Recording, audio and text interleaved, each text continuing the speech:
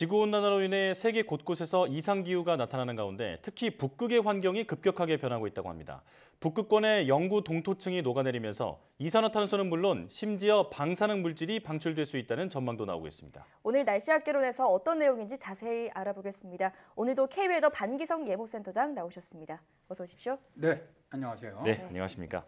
자, 지구온난화로 인해서 최근 들어 북극의 날씨가 아주 급격하게 따뜻해지고 있다고 들었는데요. 기온이 어느 정도로 오른 건가요?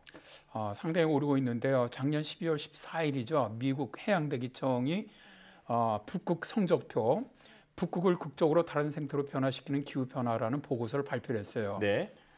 북극 성적표는 기상이나 기후, 육상, 해양 상황에 어떤 급격한 변화를 기록한 16번째 연례 환경 관측 및 분석 보고서인데요. 12개 나라 111명의 과학자들이 편집을 했습니다. 네. 이 보고서의 여러 항목 중에서 기온편을 보면 2020년 10월부터 12월까지 북극의 가을은 1900년 이후로 가장 따뜻한 가을이었고 2020년 10월부터 2021년 9월까지 북극 상공의 평균 지표면 온도는 역대 7번째로 따뜻했는데 네. 이것은 북극이 지구의 나머지 지역보다 2배 이상 빠르게 따뜻해진다는 것을 의미를 합니다. 예. 자, 이제 그림은 2020년 북극 전체의 평균 기온과 평년 기온과의 편차도인데요. 붉은색일수록 기온이 평균보다 높았음을 보여줍니다. 예. 네. 자, 이제 그리고 다음 그림은 1900년 이후 북극 대기 온도가 지구 온도보다 최근에 들어와서 급격히 상승하고 있음을 보여주고 있습니다. 예, 지금 그림을 보니까 2000년대 이후부터 북극 기온이 지구 평균보다도 급격하게 상승하고 있는 걸 볼 수가 있네요. 네, 이제 그런데 이런 문제가 북극의 기온 상승이 높아지게 되면 북극권에 위치한 영구 동토층이 높게 되고 그렇게 되면 기후 변화도 심각하지만은 그 외에 여러 가지 해로운 현상이 발생한다는 겁니다. 네. 자, 영구 동토층에 대해서 말씀을 하셨는데 영구 동토층이 무엇이고 또 이것이 기후 변화와 어떤 관계가 있는지도 좀 설명을 해주시죠. 일단 영구 동토층이라는 건 여름에도 녹지 않고 2년 이상 토양이 0도 이하로 유지되는 곳으로 약 100만 년 전부터 생성된 땅을 말합니다. 네. 대부분 북극이라든가 남극과 같은 고위도에 존재를 하는데요. 미 국립과학 아카데미에 따르면 북극 영구 동토층에 저장되어 있는 탄소의 양은 무려 1조 8천억 톤 정도가 되는데요. 네. 현재 대기 중에 있는 한 8천억 톤의 거의 2배 이상이고요. 네. 전 세계 산림에 저장된 양의 3배가 넘습니다. 이번 세기 말까지 영구 동토층에서만 1600억 톤의 탄소가 이산화탄소 형태로 배출될 가능성이 있습니다. 네, 1,600억 톤의 이산화탄소가 배출된다고 하면 이게 지금 전 세계가 함께 노력하고 있는 탄소 중립 목표에도 영향을 줄 것 같은데요. 그렇습니다. 이렇게 많이 배출된다면 거의 지금 전 세계적인 탄소 중립 노력이 무산시키기에 충분한 양이라고 보고 있는데요. 네. 자, 이제 과학자들은 2015년 파리 협약에서 협의했던 지구 평균 기온 상승을 2도 이내로 제한하려면 대기 중 탄소 증가량을 1,100억 톤 이하로 유지하고 한다고 지금 보고 있거든요. 예. 지금까지 기후변화 연구에서 북극권의 영구 동토층의 영향은 그렇게 크지 않을 것으로 예상해 왔었습니다. 네.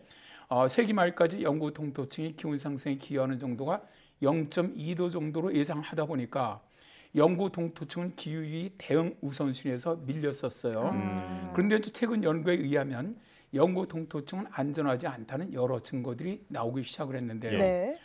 영구 동토층에서 메탄가스가 새어나오고 있다는 연구 결과를 독일의 본대학교 연구팀이 작년 10월에 미 국립과학원회보에 발표를 했습니다. 예. 2020년 여름 시베리아 북부를 강타한 폭염으로 시베리아는 평년보다 6도 정도 높은 온도를 기록을 했는데요.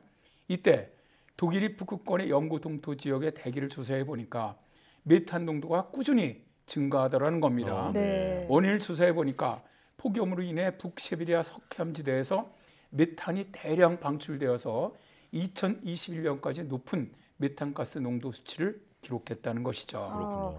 자, 그럼 말씀하신 물질 외에 또 다른 위험 물질은 없을까요?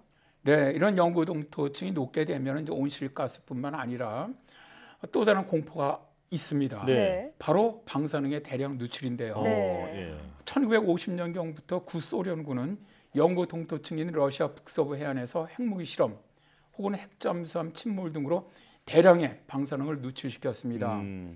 또 영구 동토층에는 과거 고대의 미생물부터 시작을 해서 산업화 과정에서 발생한 각종 화학 물질과 핵실험으로 잔존한 방사능 물질들이 모두 섞여 있죠. 네. 2021년 10월 영국 에버리스트 위스대 연구진이 과학저널인 네이처 기후변화에 게재했던 이런 보고서를 보면은 실제 세기 말까지 영구 동토층의 3분의 2가 사라지면서 각종 핵 폐기물과 눈에 보이지 않는 미생물들이 대거 유출될 것으로 보고서는 예측하고 있습니다. 네, 얼음이 녹으면서 방사성 물질까지 누출될 수 있다라고 하니까 참 충격적인데요. 자, 이렇게 그 방사성 물질이 이 바다를 통해서 흘러 들어가면 생태계는 물론이고 인류의 건강에도 좋지 않은 영향을 미치겠죠. 네, 그렇습니다. 사실은 영구 동토층이 높게 되면서 방사능뿐만 아니라 수은도 막대하게 배출되고 있다고 하는데요. 네.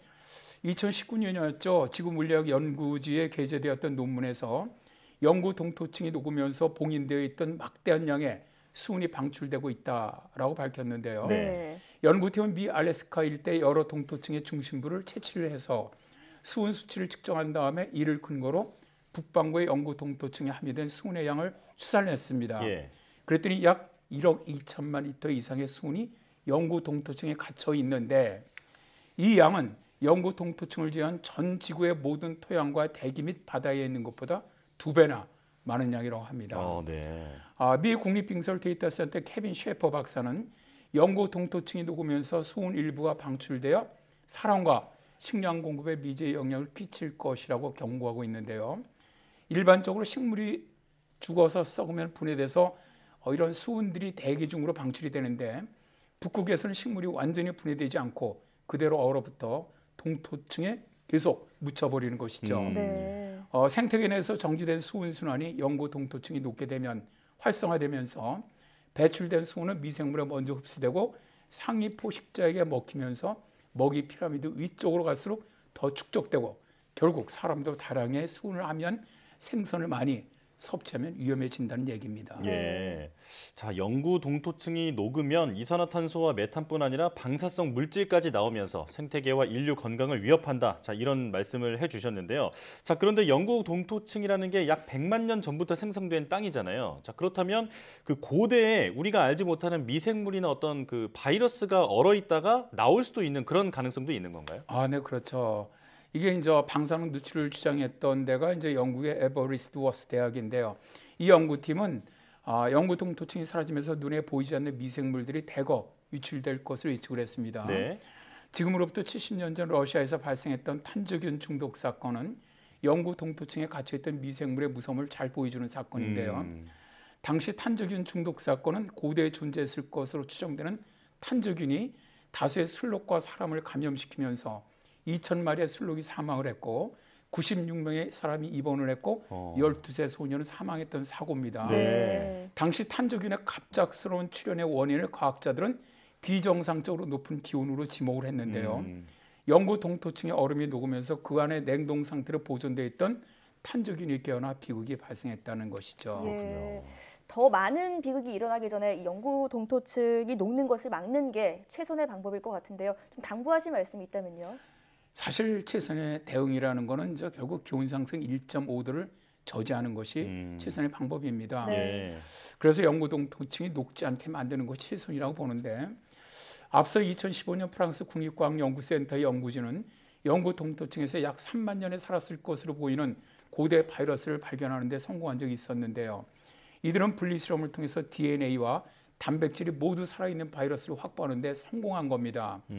당시 발견된 바이러스는 인류에 큰 영향은 없는 것으로 판명되었지만은 걱정되는 것은 바이러스가 갇혀있던 얼음이 녹아 깨어나 항생 물질에 노출된다면 상상하지도 못할 새로운 변종 바이러스가 탄생할 가능성은 있다는 것이죠. 네. 2018년 북극 보고서는 스페인 독감, 천연두 같은 전염병과 같은 질병이 영구 동토층에 잠복하고 있다라고 경고한 적도 있습니다. 네. 네. 지금 우리가 여전히 코로나와 싸우고 있는데 고대 바이러스까지 창궐할 수 있다고 하니까 훨씬 더 심각하게 느껴지는데요. 국제사회가 경각심을 가져야겠습니다. 자, 날씨학개론 지금까지 K웨더 반기성 센터장과 함께했습니다. 고맙습니다. 네, 감사합니다.